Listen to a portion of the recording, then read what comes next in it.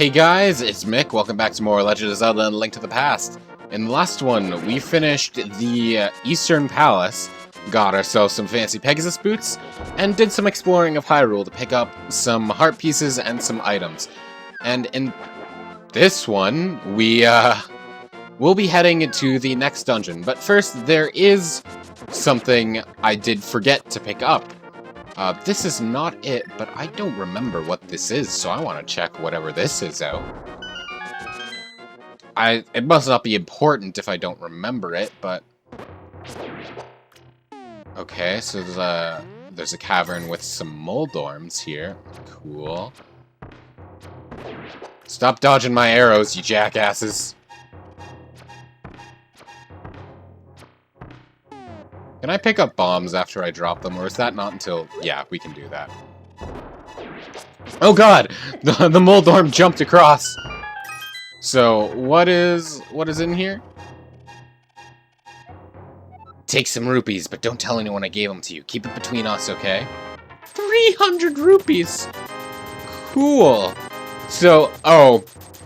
Okay, I remember this now, but mostly because this is a room that is useful for randomizers.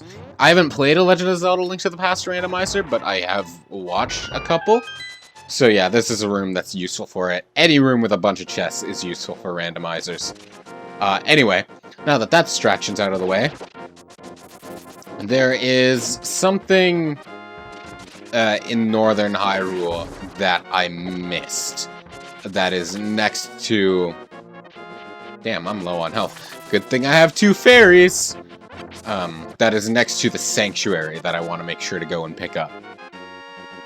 So let's go and do that first and foremost before heading back down to the dungeon. From the sanctuary, I believe up there on this cliff just to the north of us is what I'm forgetting. So let's walk around and ascend, and yeah, there's this group of rocks here that we can dash into with the Pegasus boots to destroy, and inside is a chest with our next piece of heart. Okay, now that we've remembered that, let's go back down to... Let's go back down to the desert and go to our next dungeon. Oh god. Leave me alone! I'm being swarmed! Die! Perish! Thank you. I didn't mean to dash into that tree, but we got a fairy out of the deal, which I didn't need, but... You know what? It's a heal. Oh, speaking of fairies, there is a convenient fairy fountain near Link's house that is worth noting. So I'll go and show where that is, because it's really useful to know about, and I relied on it a lot in my first playthroughs of the game. Especially because in my first playthroughs of the game, I was like 10 and died a lot. I don't know if I was actually 10, but I've already visited here. Actually, when I cut to go to the north of the sanctuary, I was here, but there is a pile of rocks here to break. But once you break it, there's 4 fairies inside, and it's very useful. Yeah, I notice every time I talk about, like, a younger me playing an older game like this, it's always 10 years old, I say. I probably wasn't 10. But 10 years old is just my shorthand, because I don't understand the passage of time very well. I understand things by, like, what... Like, I'm pretty bad with that. I just know that something happened a time ago. Either it's a long time ago or a short time ago. Specific times, I don't know. Also, this guy, pay no attention to the average middle-aged man standing by the sign. Leave him alone, and he'll just say nothing if you do that. But we can pick up the sign, and he'll follow us around. And if we throw the sign, Why did you take my sign? It's as plain as day to just leave me alone. Sheesh, and I'll continue to follow you until you leave the screen. We can just harass middle-aged men. It's fine. This is something we can't do anything with, but again, remember it. Okay, so I don't know if it's this cave exactly, but I do believe there is a cave we want to enter. We'll try out this cave, because it might be. Hello? Aha, it is the Book of Medora. With it you can read the language of the Hylia people. Okay, so this is how... I am assuming this is how you would know to go towards the Book of Medora, then. But that answers the question of, no, this is not the cave I want to enter. Let's see.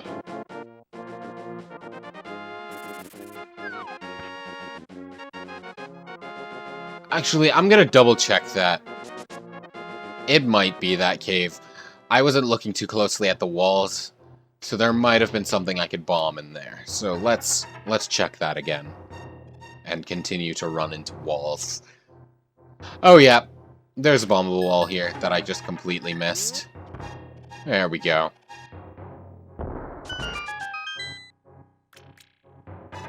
And now we have a chest with yet another piece of heart. So now we just get one more, and we get yet another heart container. We're getting a lot of hearts. But now that we have that, there is now absolutely nothing keeping us from the next dungeon. There's been a lot of distractions getting here. But we are here. Okay, so, how rude. Okay, so now we walk up to this pillar and what the hell does that say? So we want to use our Book of Medora and to open the way forward, make your wish here and it will be granted.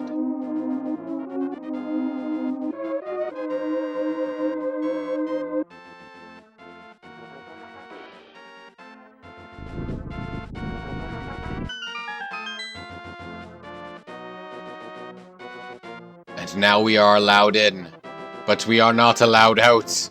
We are trapped! Oh no! But now let us enter the Desert Palace. Okay. The beginning of this dungeon is pretty simple. It kind of operates as like a central hub with a bunch of rooms around to enter. I don't remember the exact order, so I'm going to start with counterclockwise. And counterclockwise might have already been a mistake because I see a locked door there.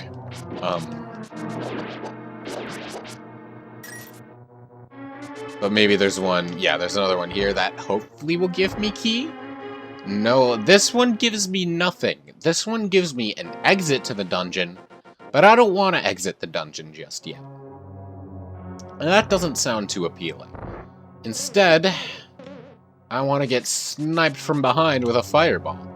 But instead, I want to find a key. So let's just keep entering every door until we get trapped in one, I suppose.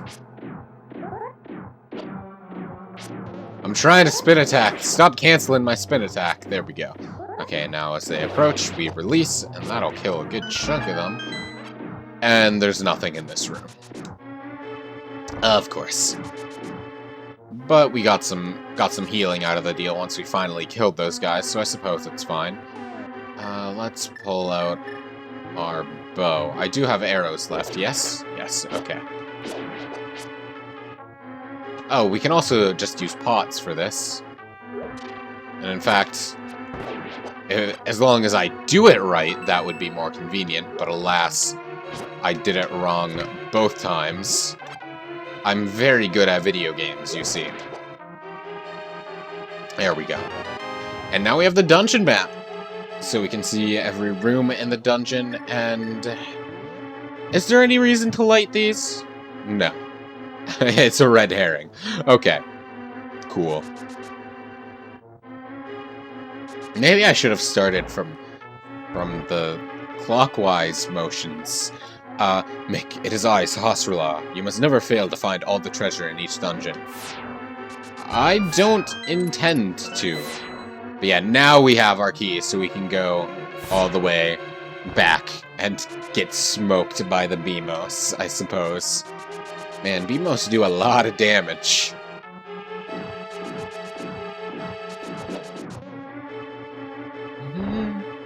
Now we have our keys, so we can open this door and see what is inside. Okay, so first we have 3 Popo, a Beamos, and a chest. I believe the door opens once we kill all the Popo. Yes, okay. The Beamos are unkillable. I believe you can stun them with the bow, but I find it's not really worth the time. And now we have the big key already, so now we can... It's easy to dash through these the first time, but not so easy to dash back. And I just took a lot of damage from that. But again, it's okay. I have 2 fairies. If I die, I'll just revive. No worries. So, now that we have our big key, let's continue our adventure to the counterclockwise. That was the room we got. Oh god. Oh no, I might actually have to use a fairy. Shameful. In the second dungeon, huh? After playing this game a billion jillion times? Okay, no, I'm safe. Good. Thank goodness. Oh, right. The Beamos can shoot over pots. But yeah, under that pot in particular is our switch, and now we can get the Power Glove, which now we can carry the light-colored rocks. The dark rocks are still too heavy for us, but in due time. I'm just checking under pots so I can get hearts, because I don't want to have to use a fairy, not on the second dungeon. That would suck. But if I gotta, I suppose I gotta.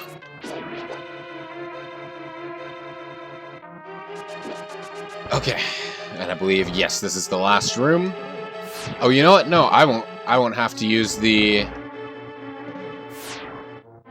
fairies at all, because it said I can use fairies that are already on the field for healing. Because yeah, there are 2 in there. If you don't have any fairies, it's a good place to catch them, and you just gotta move blocks to open that door.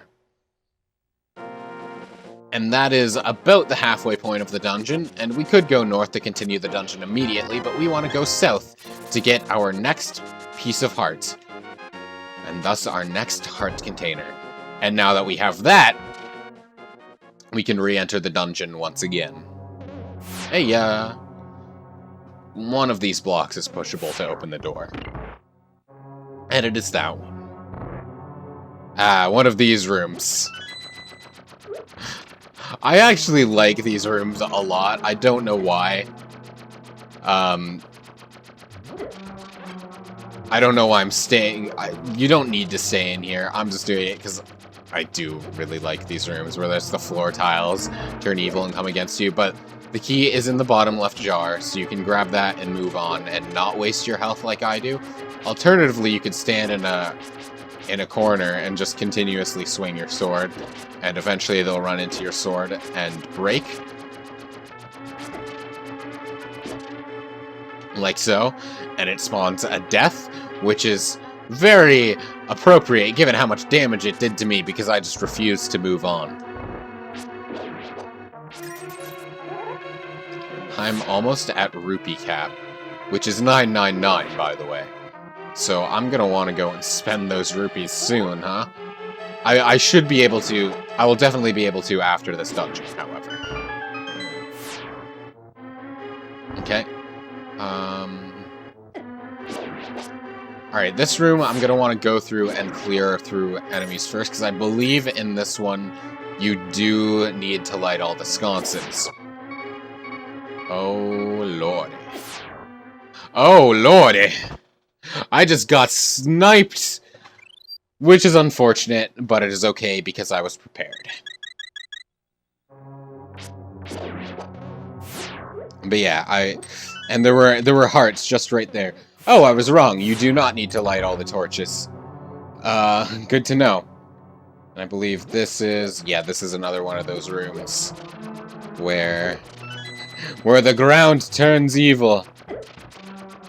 Alright, this one I'm not gonna torture anyone with. I'm just gonna go through immediately.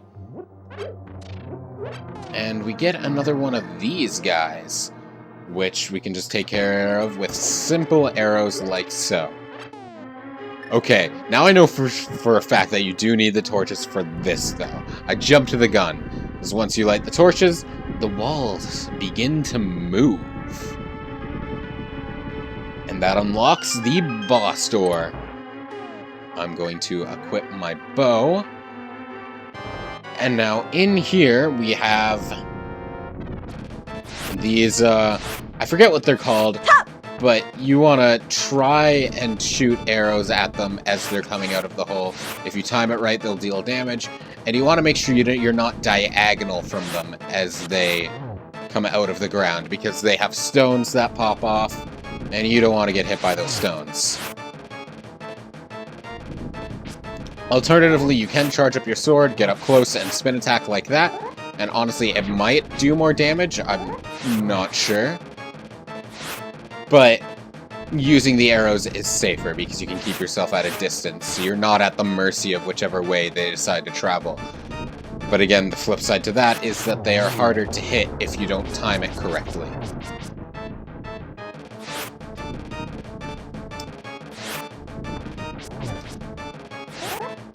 There's 2 left, so it's probably a bit easier to get in with my sword. So I'll start doing that, since I'm more consistently able to get hits with my sword. And now there's only 1 left, and he jumped over my sword. How dare he? Yeah, and the last one will start shooting rocks in all 8 directions. I have enough health, though, so I'm just gonna tank it. Dun, dun, dun, dun, dun, dun. And he is dead. And it'll drop his heart container for me right here. And that gives me 8. And the Pendant of Power, I believe. Normally I associate blue with wisdom in the Zelda-verse, but I believe this one is power. Yes, you won the Pendant of Power. Your goal of finding 3 pendants is in sight. Go for the last one! Absolutely, sir. But before we go for the last one, there is... remember when I went to the northwest of Hyrule and there was a rock that I had forgot about? Blocking my progress. Yes, words. I need to use my words. My human words.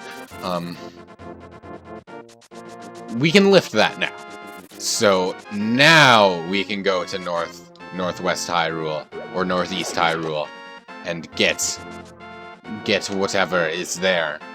And I don't believe we need to just yet, but we have 900 rupees, so, like, we kinda wanna.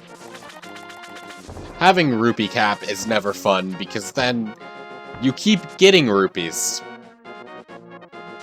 And you can't do anything with those rupees anymore, because they just disappear into the ether. So it's much better to just spend your rupees when you're approaching that cap, so you can get stuff out of it at the very least. But like, as I said, things in this game are expensive, but like, you get rupees super quickly, so it's not a huge deal. Okay, yeah, now we can lift this up, and we can now pass. Perfect. Now we just want to keep going north, if I recall. Break through these rocks. And eventually, as we progress north, we should enter a different type of map. Yes, just up here. And now we are in Zora's domain. And this is when Zoras in the game were still mostly hostile. These are all river Zoras. It's not until we get, like, I believe Lake Zoras until they start behaving somewhat kinder to us. But river Zoras are bastards. I believe they're called Zolas in Zelda 1. Okay, oops. That was the incorrect path. Luckily, falling into water doesn't hurt you. Just getting pelted by fireballs does.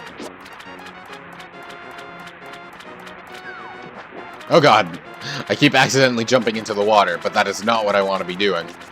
And now, once we reach the cape of the waterfall here, we meet Big Boss Zora. Rah, what you want, little man? Do you have something to ask me? I want the flippers. But I don't just give flippers away for free. I sell them for 500 rupees a pair. I have that 500 rupees. Certainly. And now we get to use magic waterways, which are in some ponds and rivers, which are basically just warps, which is nice, but not super necessary. Anyway, I'm sure you saw among the path, but there is a piece of heart in Zora's domain, or Zora's waterfall, which is just over here. So now we have that. And let's see. I believe there are 1 or 2 more things I can do now that I have the flippers. Yeah, I believe we can enter this waterfall here. And inside this waterfall is a unique fairy fountain. The mysterious pond, where we can throw an item in. Most items don't really do anything. We can throw in a bottle in, and we'll get the bottle thrown back with... Yes, I did drop this. And she'll give the bottle back with magic potion in it, which may as well do. But that is not the only thing we can throw in there. I believe we can throw 2 more things into the pond. The first of which is the boomerang. And when she returns our boomerang, we will get the magic boomerang, which throws faster and further, as the text prompt said. But now that we have our boomerang back, just one more thing, which I believe is our shield. And once we throw our shield into the pond, the Great Fairy will give us an upgraded shield that can now block fireballs. And it is visually bigger. And that's all we can get from her, but there is more we can do. Sure, let's go down this waterway, see where it brings us. Oh, Lake Hylia. That's actually pretty convenient, because this is one of the things we can now do in Lake Hylia. We won't be able to do a whole lot, but this is a good place to get rid of your rupees. Because for every 100 rupees you throw into the pond, the Great Fairy will appear, and you will get the choice of being able to upgrade your bomb or arrow capacity. And all of these upgrade quite a bit. I will alternate between the two, and I'll just go until I can't throw any more rupees in. I'll start with arrows, because I've been having trouble running out of arrows. But then I'll go bombs, arrows, and bombs again. Luckily for you, after the first go, you don't have to throw in just 20 anymore. You can start to throw in 50, which will make the process so much faster. I would like to carry more bombs. Thank you very much. I would now once again like arrows once more. Thank you very much. Now, I believe the maximum capacity for both is 99, so you do have to dish out a lot of rupees if you would like to maximize your inventory. And increase my bombs once more. Thank you very much, Great Fairy. I do not have any more... Well, I still have 28 more rupees to offer you, but I don't have that many more rupees to offer you. So, for now, I will leave. And now, for real, there is... I wish I could get that piece of art, but not yet. There is one more thing I would like to do. And I believe it is under that bridge just north of us. So, oh, do I have to swim around? I probably have to swim around. Okay. So let's jump back into the drink. And swim, I believe, up this river here. It would have to be, there's no river closer, yeah? And then back across. And under the bridge. And now, under the bridge, there is this Sleeping Beauty to talk to. Yo, Mick, you seem to be in a heap of trouble, but this is all I can give you. And we get our 3rd bottle. Wow, so we can carry quite a bit now. 3 fairies if we so choose, 3 potions. I highly recommend you keep at least 1 magic potion on hand, just in case. But so that would make my loadout 2 fairies and a magic potion. Or later, you can get blue potions which heal both health and magic, which would also be very useful to keep around, and would also be very efficient, but they are very expensive. Regardless, now that I have that bottle, I believe that will be all for this episode. So in the next one, we will head up to that 3rd dungeon up there, up towards Death Mountain. So, until then, this has been Mick. I do hope you enjoyed. I will see you in the next episode. Thanks for watching.